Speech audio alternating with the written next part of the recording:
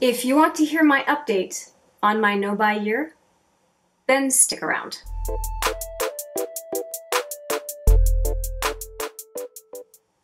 Hi there, it's Hélène with another video, and this is a rough one.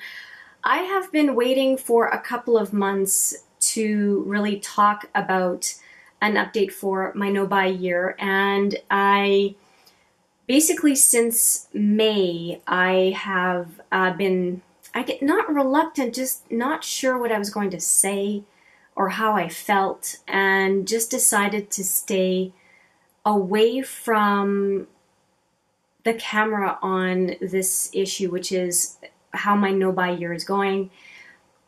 And I might be a little bit rambly, but I'm just going to just talk as I can about what's going on.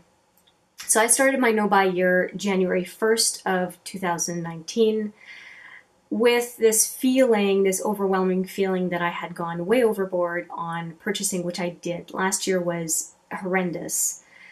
And I really wanted to rein myself in for 2019.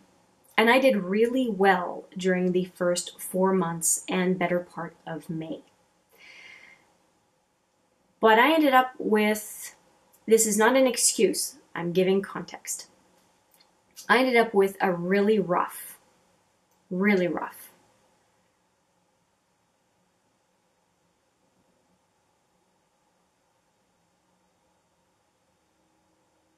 month of May and June, and it definitely carried into July on a personal and professional level. Yeah, actually it carried into August. And I decided to, well, I just did. There was a Memorial Day sale in May, and a number of palettes that I'd been coveting for a while came on sale. There was a Tarte palette, there was a Kat Von D palette, there was some palettes from Pat McGrath. A bunch of palettes came on for half off. And then, so that was in May. And the funny thing is, I didn't feel bad about it. It was 7 palettes in total. And I didn't feel bad about it. And then I also didn't feel bad about it when Juvia's Place had a huge 50% off sale. I didn't feel bad about it. And I bought quite a few palettes then because I really wanted Juvia's Place. So I bought those. But the thing is, after those 2 events, I also found myself buying some other stuff. And so I don't feel bad about those first 2 purchases, but I did realize that after that, that continuous purchasing was, I just fell back into that rut. But I didn't want to right the ship right away, in part because it was a pacifier, if you will, to just deal with the pretty rough 3 months that I had. And it's not the best option. And if you are behaving this way, if anyone is behaving this way and using credit, I really, really hope that you can nip it in the bud faster than I have been able to.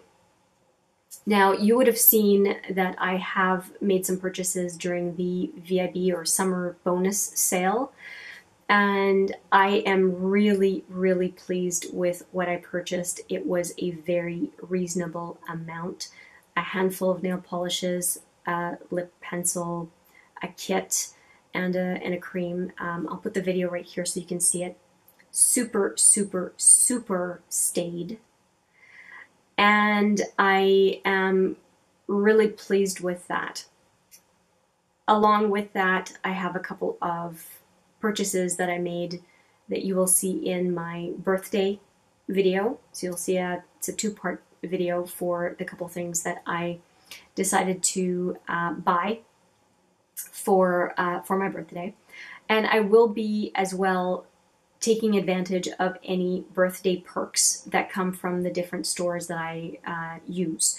Very often the birthday perks are free, and I will do a separate video on that because I don't see why we wouldn't take advantage of our birthday perks. I think that's great. As long as it's products and stuff that you want, I think it makes perfect sense. Apart from that, on a personal level, I really didn't buy anything else. The only other thing that I purchased was for this channel, and I will show you why, is you've seen my scale before if you watch my videos. I'll show you the scale just a second. This was my trusty scale that I have used for over a year on this channel, and it has died. It no longer turns on, it no longer zeroes out, if it does turn on, it doesn't zero out, it's not usable anymore. And I really hoped that this scale would last till the end of the year, and it hasn't.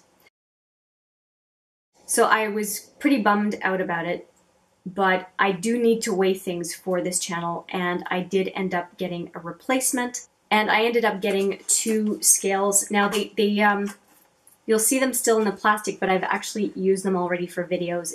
I'm just not taking the plastic off. It comes with the cap and then another plastic cover and then the scale. Now you will see that I have 2 of them. They were $17 each Canadian, and one of them is up to a max of 2,000 grams. So 2 kilos and up to a 0.1 gram precision. And then the other one goes from 0 to 500 grams with a 0.01 gram precision. And I decided to get those 2 because I wanted the precision, especially when dealing with eyeshadows. An eyeshadow pan is between 1 and 1.5 grams, and it takes a long time to use up. So for smaller amounts of precision, or bigger amounts of precision, I wanted to have this small scale. And initially I had this one in my purchasing basket, and I thought, oh, it's going to be fine, 0.1. But then I looked at the shipping cost for this item, and essentially for $10 I could get the other one. So this one was $17, this one was $10. And then free shipping. So that is why I ended up with 2 scales, which it's kind of nice because they are smaller than the original scale I had combined. And I know that these 2, I mean, I've already used them both. They are great for this channel. And the only thing that you're going to see though in a couple of videos is that because I'm going from one scale to another set of digital scales, there is a difference in how the 2 scales interpret weight, and you'll see those explanations in those videos. But I'm very happy with this purchase, and I did have to get some AAA batteries that are rechargeable, so that was $18. So that is the total amount that I ended up making or paying to be able to replace that scale. But to me, it's a replacement. I was going to replace it next year. Unless the scale broke, it broke, and so this is my solution. And I know I've said it, but geez, I'm really happy with the $37 for those 2 scales. I think it's a really very good pricing for that replacement, and I hope they last me a long time. I'm going to keep protecting them as I have, and hopefully that will work quite nicely. So in the rest of my life, I really haven't bought anything. It's been makeup only, and like I said, I had those 7 palettes in May, the 7 Deadly Sins. I did also order from, like I said, Juvia's Place. I ordered from BH Cosmetics, Cleona Cosmetics. I did some purchasing at Sephora, and I think I had one purchase at Shoppers Drug Mart, and that was pretty much it. What I got at Sephora was the Urban Decay foundations, the 2 foundations at 50% off. And it was nice that I was finishing up the Makeup Forever, and I was going to get another semi and full coverage foundation. So that is pretty much everything that I purchased over the last, let's see, May June, July, and now August, and if you've seen my Sephora purchase during the sale. Oh, and I did make a purchase as well from two purchases from Urban Decay this summer as well. They were having some half off sales on liners, and that's pretty much what I purchased from them. Yeah, I think that's it. Yeah. Anyway, so that is it for purchases. There was definitely a lot. And the funny thing is, because I'm feeling better about a lot of stuff that has happened over the last 3 months, it's still a lot of suckiness, but more manageable. And I guess I'm going to have to find out how I can not use makeup shopping as a coping mechanism, and I want to do more playing with my makeup as a mechanism instead, and that will be a whole lot better for me, for sure. So yeah, not the best update for you.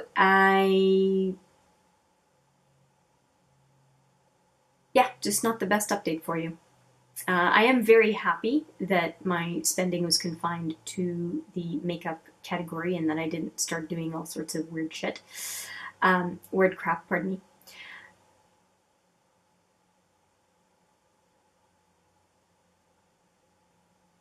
Yeah, not much more to say, really. That's really all I can say.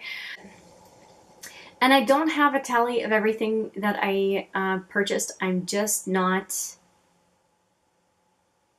interested in doing that. I think all it would do is beat me up more.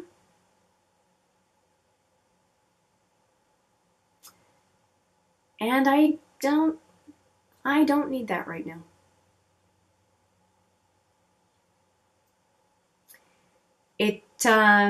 I'm thankful it doesn't put me in financial hardship. Or our household in financial hardship. That would be even worse. For some folks, what I've purchased over the last 4 months would be possibly totally normal. It's just, in my books, it's just too much. But everything that I did buy, I'm really happy that I have. So it's a bit of a struggle with realizing I broke my no buy, but then also being really, really pretty happy with what I got. So it's a little bit of a weird feeling. Yeah, a little bit of a weird feeling. I'm just rambling on at this point, but I did want to say, hey, I am human.